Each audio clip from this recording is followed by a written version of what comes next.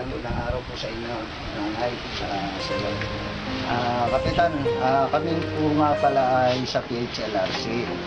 Ngayon, dumaan po muna kami sa inyo para ipaalam sa inyo na kami po ay dadalaw dito kay nanay. Ang sadya po namin dito, pasyalan si nanay para malaman po natin kung ano talagang tunay na katayuan ni nanay sa buhay. Ngayon po, ayon po sa inyo, sa pinagtitinda ng gulay, mga gaano karaming gulay ho yung binibenta ni nanay sa araw-araw? Isang batyan na lang. Ilang bang kilong Mga ilang kilo po nanay? Mahigit 15 kilos ano yung binibenta. Araw-araw po yun. Dalawa na lang po yung Dalawang araw niyo po tumitinda. munggo at saka sabi sa akin. Gulay ho. Mula po nung mamatay po ang asawa niyo, nagtitinda na po kayo o bago pa po? Hindi, nung dalaga ako pa nagtitinda, bago nakita kami yung asawa ko, nagtitinda ako na. So matagal na po pala ang iyan ang hanap buhay niyo. Yung atin niya na ito, ate mo, maliit pa, kilala ko yung kasi yung... Kasi tumira doon sa Katungay. Oo, ganun. Sa lugar mo. Ikaw naman anong pangalan mo? Jeffrey. Paano ang pagkakakilala mo kayo? Yun nga po. Ano po. Kasi maliit pa lang po kami. Nagtitinda na nga. Tapos, nung umuwi po si ate, sabi ko, ate, di ba nung bata ba tayo, nagtitinda na si Lola. Tapos ngayon nagtitinda pa rin. Tapos naglalakad lang siya. Tapos yun, naawa. Tapos nagkwento ko, kada tumadaan yan, hindi bibili na ako. Tapos yun, parang, yun, picturean ko nga po kayo. So paano naman naiparating ng ate mo sa Facebook? Sa Facebook. Kasi ang post balak namin po ni... ang tungkol sa kay Lola. Kasi ang balak po ni ate, yung mga friends lang niya sa Facebook, yung mga nakakilala din po kay Lola. Yung gusto niyang tumulong din. Oo. Tapos hanggang na-share, tapos kumalat na po, tapos nag-ano na lang po sa inyo na. Paano naman nalaman ng ate mo ng tungkol sa Doon po page ata niya? sa kay Lolo Balot. Okay. Tungkol kay Lolo Balot kaya nalaman ng ate mo yung tungkol sa PHLRC.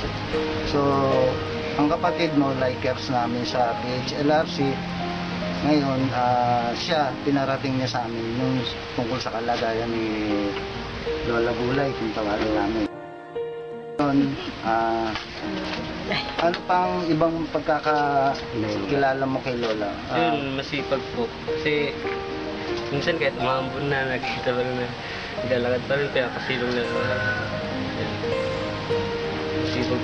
Kasi, parang binubuhay din po niya yung anak ko. Kasi namumulot din ata sila ng susok. So, binibenta rin po. At binibenta niyo pa rin yung Lola? Oo, dalawa kayong ano. Saan po kayo kumukuha ng susok? Doon sa buo. Yung parang fishman po.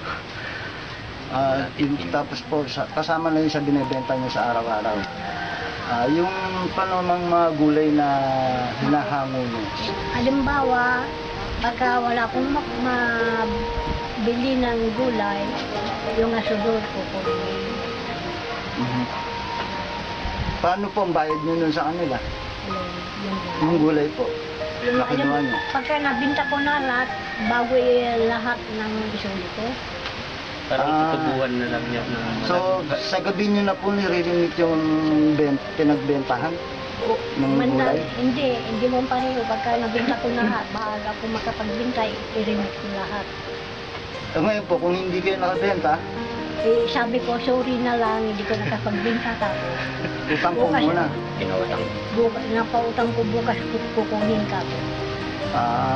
Ganun po. Kaya, Kapitan, matanong ko naman po kayo.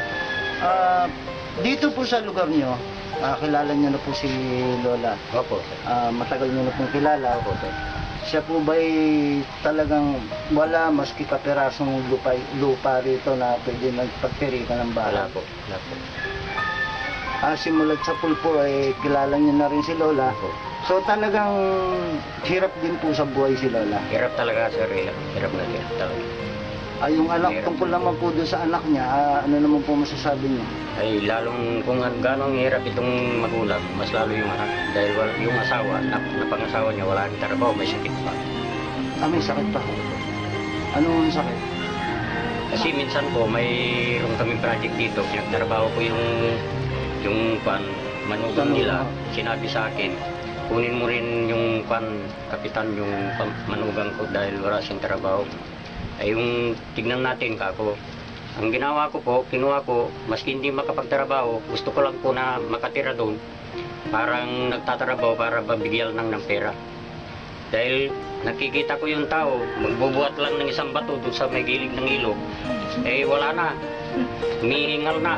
Mahina din po ang Opo, mahina yung pangangatawan. No? pangangatawan. Kaya ang ginagawa ko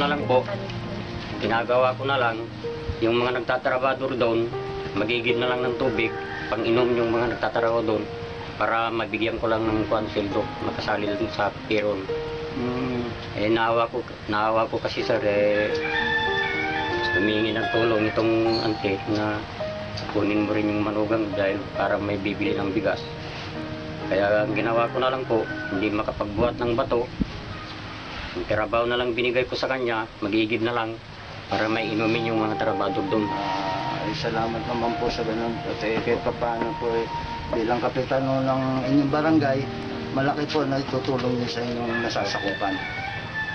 Nanay, mabalik po ako sa inyo. Yung paglalako niyo po sa araw-araw, paano po pagkain niyo? Pagka yung alimbawa kapag binta ko, iiwan ko para sa akin yung 50. Kabukasan na naman, magbenta ako, mahitira man ng 50, isandaan na. So, sa lahat-lahat po ng benta nyo, magkano po kinikita nyo sa araw-araw? Minsan 50, minsan 70, gano'n. Hindi pareho. Doon po sa kinikita nyo, binabahagian nyo pa po yung anak nyo? Yung, halimbawa, nakahanap ako ng 70, yung tubo. Hatiin ko na naman, ibibigay ko sa kanya. Ganun. Sa anak nyo naman, no? Kasi masama naman ang loob ko, hindi ko mabigyan yung anak ko, kasi anak ko yan. Opo, tama lang po. Bilang magulang po, siyempre, kailangan po tulungan yung anak. Ngayon po, ito na lang pong, muli po, nagpapasalamat kami sa pagtanggap niyo po sa amin dito. Kay Kapitan po at kay Jeffrey, naluluhan na tuloy si Jeffrey na iiyak sa kabayuan niyo. Kasi alam mo siguro pinagdadaanan niyo sa buhay. Kasi ito naman, bumili sa akin ng gulay. Ngayon sabi niya, tutulungan kita, Apo. Wala. Babaan ako muna, bibili ako, sabi. Saan ka ibababa? Sabi siya, niluloko na ko lagi. Kayo, hindi, Ibaba yung batya. Ibaba mo yung batya, bibili ko. Kasi bibili ako. Ibig sabihin, halos pinapakyaw mo na rin Jeffrey yung paninda ni Lola. Hindi na makakuha ng halagang 30, 40, ganun. Para makabawas sa binubuhat ng Lola. Kasi tranay ko pong buhatin yun. Naginig ko yung para sa bigat. So, pinag-point ko kay ate yun. Kaya, yung kilong niya, may magbibigay ng bait. Gusto pag-uusapan namin ng kung anong maganda. Hintayin natin yung desisyon ng aming DOD at ng aming founder kung sa ngayon kasi ang sadya namin dito is dumaki Kapitan para ipaalam, makamitos ng sa inyo at ngayon nakaharap na namin kayo. Jeffrey, maraming salamat. Lola, Kapitan, maraming salamat po. Sana po huwag po kayong magsawa ng pagtulong kay Lola. Ganun din sa'yo, Jeffrey. Maraming salamat. Boss, Gusto ka sana tulungan ako dahil mahirap ako na mahirap. Nagtitinda ko ng gulay, inuutang ko lahat ng tinda ko. Kaya mabiyaya kayo sa akin. Kahit ako na naman isa nagbubuhay. Dalawa kami kay anak ko. Yung mahanap ko naman, binibigyan ko sana dahil lalong mahirap ako. Mahirap sila, lalo pa'y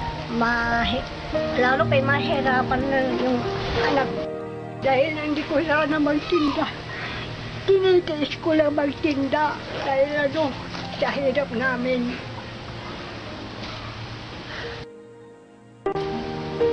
Ayun lang masabi ko na lang.